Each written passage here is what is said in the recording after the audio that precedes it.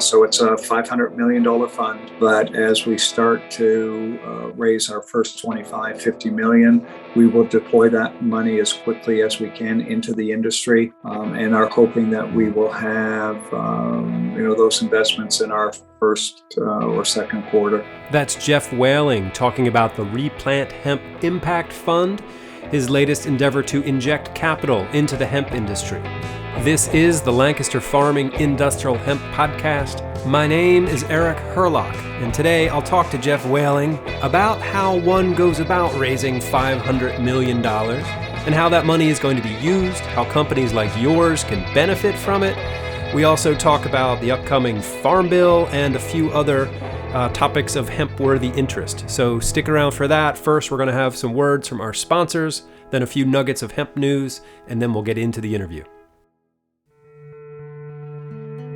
While other banks turn hemp businesses away, JBT provides account services and solutions designed to help grow your hemp business with access to JBT's cannabis banking department. JBT's team of experts has the experience, knowledge, and commitment to support both industrial hemp and medical marijuana businesses. Find out more by visiting jbt.bank and clicking Cannabis-Related Businesses under the Business Banking tab. Again, the website is jbt.bank, member FDIC. This episode is also brought to you in part by IND Hemp in Fort Benton, Montana, where their mission is to provide innovative agricultural products and services to connect American farmers with the pioneers and businesses that see hemp as a way to bring real and lasting change to our communities and planet. IND Hemp.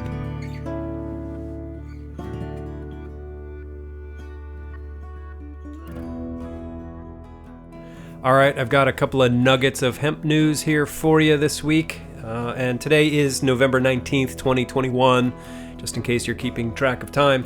Here's one out of Kentucky. It's from the Paducah Sun. It says that Kentucky Ag Commissioner Ryan Quarles just announced that the Kentucky Department of Agriculture is now accepting applications for 2022. Grower applications, including renewals, must be submitted by March 15th, 2022. New processor and handler applications may be submitted year-round, but renewals are due December 31st, 2021. Last year, the story says, the KDA licensed 450 hemp growers to cultivate up to 12,000 acres and 140 hemp processors and handlers for 2021. The department also licensed 3.7 million square feet of greenhouse space for production. The 2021 numbers reflect national trends for hemp production. According to a review of the 40 states with hemp programs, 30 of them reported reduced or significantly reduced applications for 2021. Ryan Quarles says that the nation's hemp industry continues to face challenging headwinds, including continued regulatory inaction by the FDA toward cannabinoids. As we enter the 9th growing season, he says, we encourage all hemp growers and processors to carefully consider all of the factors in this industry. That's good advice from Commissioner Quarles. Here's another one from the Dallas Morning News. The headline reads, Hemp and CBD businesses to look to alternatives as Delta 8's legal future remains uncertain. And this whole Delta 8 thing is so interesting to me. I'm going to read parts of the story here.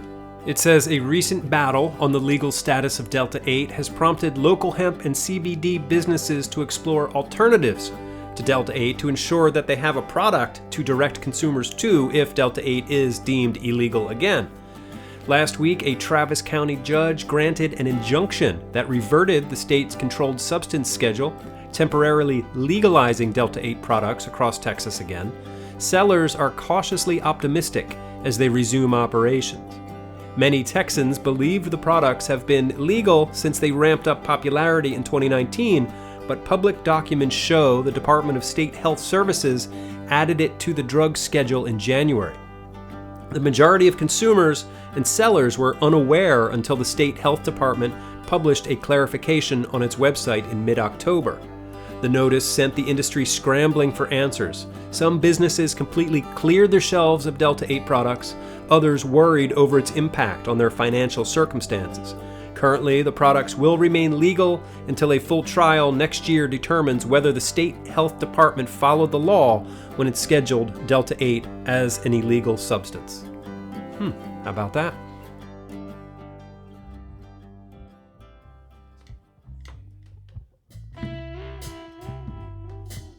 All right, just one more nugget of hemp news here. This is about an event coming up on December 8th. I know you might all be sick of virtual events, but this one looks like it's going to be a little different. It's called Hemp OpenSpace. I'm just going to read parts of the press release here. It says that hemp industry leaders are teaming up on Wednesday, December 8th, 2021, to host Hemp OpenSpace. The online community event provides an opportunity for hemp experts, industry members, and enthusiasts to connect with fellow hempsters, to share tips, learn from experience, and to tackle common challenges together. No matter which sector of the hemp economy you inhabit, a strong, sustainable hemp industry is good for business, says hemp industry pioneer Eric Steenstra, co-founder and current president of Vote Hemp. When experts, entrepreneurs, and enthusiasts collaborate to grow the category instead of competing for existing market share, everybody wins, he says. So I was intrigued by this event. It seems really interactive compared to a lot of the Zoom meetings that have been happening. I reached out to Eric Steenstra and I had the chance to talk to him just yesterday, so I will be publishing that conversation on the very next episode of this podcast. I learned a lot from him, not only about this event, but he's been in this space a long time and it was an absolute honor to talk to him. Anyway, I will have links to all of these news items on the show page for this episode at lancasterfarming.com.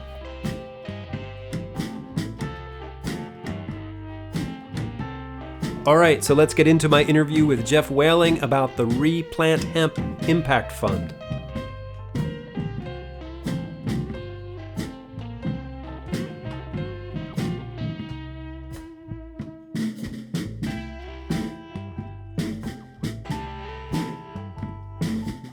Geoff Whaling, welcome back to our podcast. How are you doing? We're doing really well, Eric. Can't thank you enough for your contribution webinars. Certainly you are helping us educate farmers and industry, and I'm happy to be here. Good. Well, yeah, we can't do it without the farmers. We can't do it without education. So yeah, this is good work. All right. So you made some news this past week. I saw the announcement about rePlant Hemp Impact Fund. Can you tell me what that is? Yeah. So I was happy to make the announcement that we continue to look at ways that we can bring funding capital to stand up the hemp industry. So I announced the rePlant Hemp Fund, which will be a venture capital fund, but will be really focused on funding coming from those groups who are looking at patient investments or philanthropic investments, knowing that standing up the hemp industry is going to take some time and the returns are going to be slow. But certainly there's a lot of groups that are looking at ESG investments, and certainly hemp can play a big role in providing them with those returns. So it's a $500 million fund. But as we start to raise our first 25, 50 million, we will deploy that money as quickly as we can into the industry. And are hoping that we will have, those investments in our first or second quarter. So what kind of companies are you looking to invest in? Yeah, it's strictly going to be our hemp industry. Obviously, your listeners will remember that I was involved in a special purpose acquisition company called Collective Growth, where we raised 150 million. We scoured the earth, looked at 200 companies that were in the hemp space, and we realized that all of them could use private capital. The unfortunate thing is that none of them qualified for an investment from a special purpose acquisition company, so we had to pass on that. Is that more about the rules of a SPAC than anything else? Or? Yeah, and a SPAC is a financial instrument that's approved by the SEC. And there are very specific rules as to how that blank check company can operate. And certainly, we were really successful, and I guess it's because of our track record, We were offered $242 million for a fund that was only looking to raise $150 million. But we raised that $150 million, and the requirements of a SPAC were that we needed to invest 80%, so $120 million in either acquiring one company or combining a number of companies that fit that criteria. Okay. We looked at 200 companies that were in the hemp space. We signed kind of investment documents with 7 of them, looked at how we might be able to bring them to public market. And at the end of the day, most, if not all of those companies didn't meet the one most important criteria, which was to have 2 years worth of audits done. Oh, okay. And of those companies that had the ability of having audits done, then it was a question of, we could not justify an investment in them to meet the requirement of 120 million. So at the end of the day, we were looking at combining 5 or 6 companies. And that, for anybody that is in the investment space, knows is an almost impossible task to combine all of them on one day in one accounting system, which is what would have to happen. So okay. we went looking other places, and we ended up doing a deal that brought BMW and Magna International together. Obviously, your listeners know that BMW is one of the big users of sustainable fiber and hemp. So by doing a deal, as we did, that resulted in a $1.4 billion transaction, we brought BMW and Magna together, and that cemented that relationship, and hopefully we'll be able to advance hemp in our discussions with them. Excellent. So all of that research you did on those 200 companies for the SPAC, that you have that in your pocket now, and that's going to help with the impact fund. Right? Absolutely. So it will allow us to be able to put together our investment thesis, and then our subscription. So it will allow us to go to the market quite quickly. And that's why I really do believe that once we raise some capital, meet those milestones of 25 or 50 million, that we'll be able to deploy those funds quickly into the marketplace. So we'll maybe start to see some of this in the next year? Absolutely. Talk about, what it would actually look like on the ground, like what these companies would get. They would just get a big pile of money, or you would be involved in helping them set stuff up, or, what does it look like? Yeah. So, I think, again, as fund managers, our role is to do due diligence, to represent our shareholders, and to find good investments. But certainly there are many companies that are out there that we think are very worthy of an investment and would meet that criteria. It would not be up to us. In fact, it would be a violation of our fiduciary role to get involved with their day-to-day operations. But our model is that we would look at the skills that we have to help market promote the investments that we've made. And obviously they would be hopefully investments that would help build this out the supply chain. So by promoting the supply chain, advancing and educating on hemp, then certainly it would in turn help promote and market those companies. Right. In the article that I read, it was in Market Watch. It opened up with, they described the IND hemp plant in Montana. And, this is great. This is what we need. Now we just need 524 more of them in the United States. Well, and that scenario was really based on the National Hemp Association's economic study that we presented to the White House. We worked on, and we worked with USDA and the White House on agreeing as to a scenario. And the scenario was, what if we were able to take existing commodities like corn, soy, and wheat, and look at those farmers and ask them to add in, not replace, but add in a rotation of hemp into their plantings. And if we could get 5% of them to do so, if we were able to do that over 10 years, that translates into about 12 million acres of hemp, fiber and grain. The question is then how do you scale the processing of that?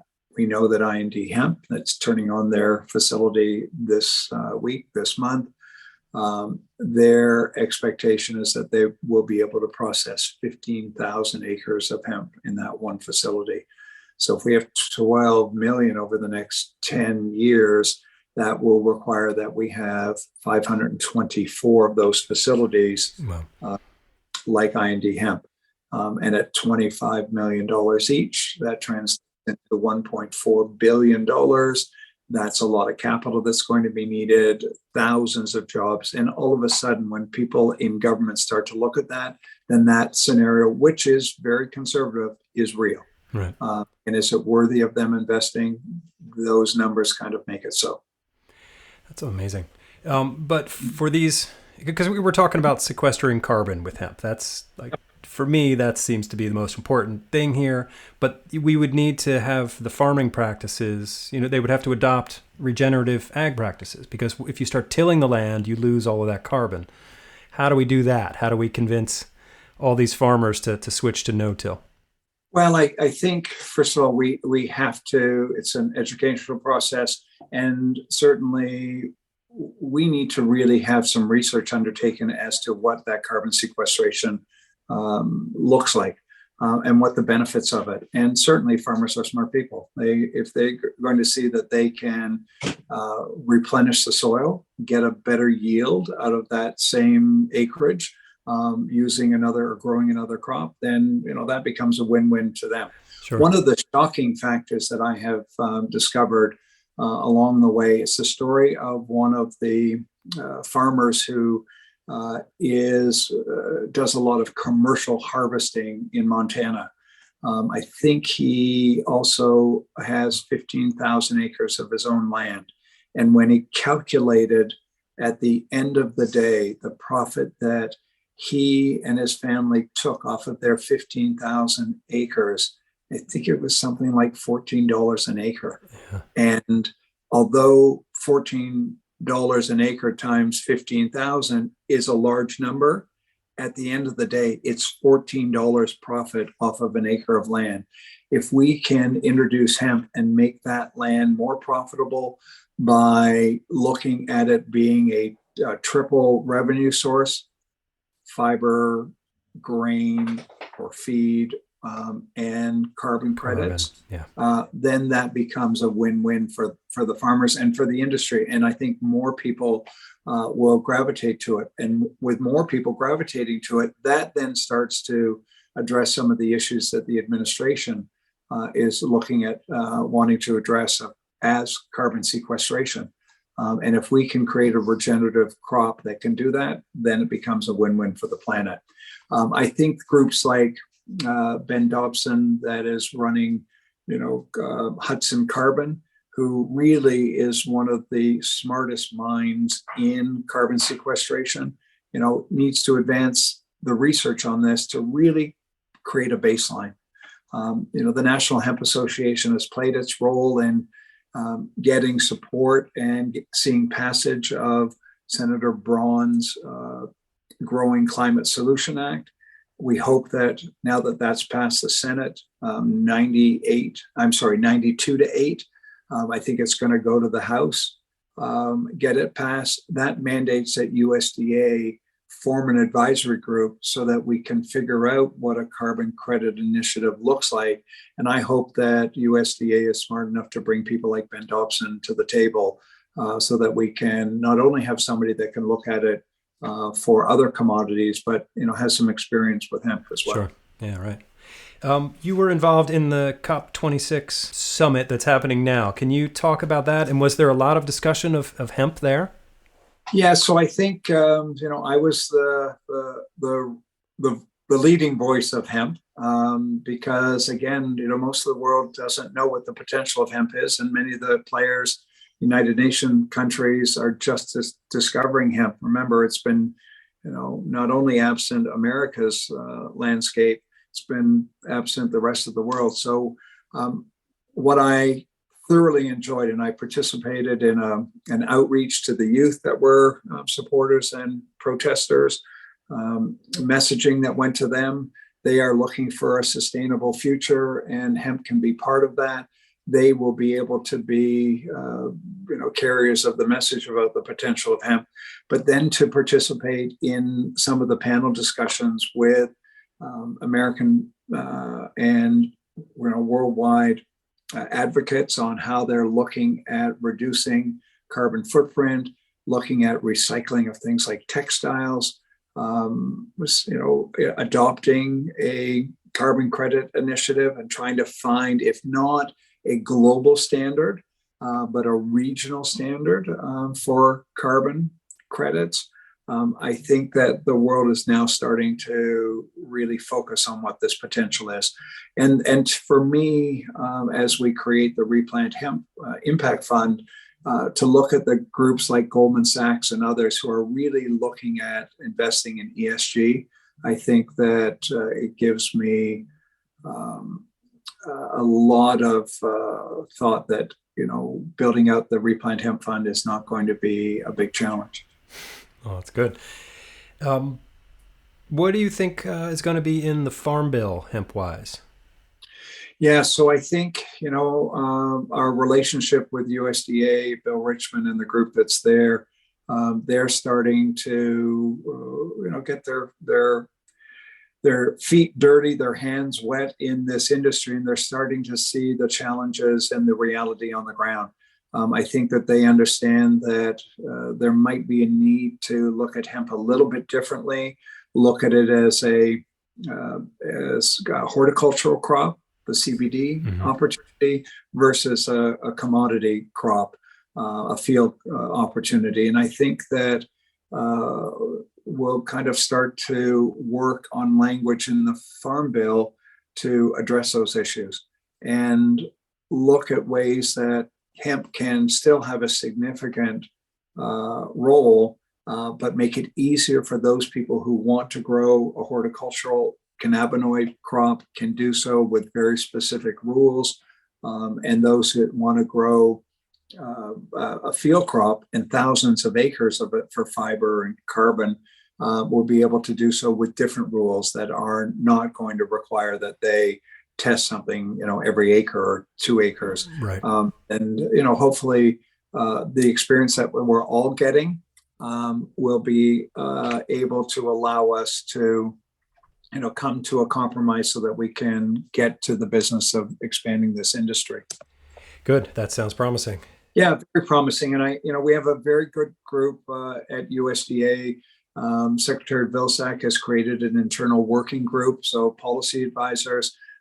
They are actually, working with the same group that we work with in the White House. So, hemp is getting attention. We are not a big commodity, so we're not getting day-to-day attention, but we're slowly making it there. And when I start to see the crossover between hemp and its role that it might play with climate, as we talk about, Black Buffalo, 3D printing, and their approach to incorporating hemp and seeing the standards, which, everything coming out of hemp needs to have standards by the international standards groups that oversee the particular, in this case, building with 3D printing concrete, and seeing that spill over as an opportunity and how it might create a new cement standard, which is a priority of the White House. I'm starting to see this hemp fabric weave kind of cover a whole bunch of areas that are exciting. That is very exciting. Getting back to the rePlant Hemp Impact Fund, if there are listeners out there who are interested in learning more, where do they go? Where can they learn more about this? Yeah, so they can visit our website first and foremost. We've got a great video that kind of talks about what we're going to embark upon. So it's replanthemp.com.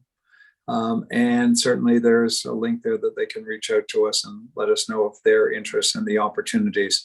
I think that there's not going to be many of your listeners that haven't already learned about the rePlant fund because we're being inundated with outreaches. And since these are all new email inboxes for us, it's not spam driven. It's all people who are really serious and reaching out to us. Good. The timeline is that we have announced the fund now. We hope that we will have all of our subscription documents organized in such a way that we'll be able to go to the marketplace by the middle of December. And we hope that we'll have some news quickly within the new year about who can participate. I'm trying to, in typical Geoff Whaling fashion, my chairman, Michael Woods, and I are trying to make sure that there's going to be an opportunity for both large institutional investors as well as small investors that want and have been supporting the hemp to participate with us.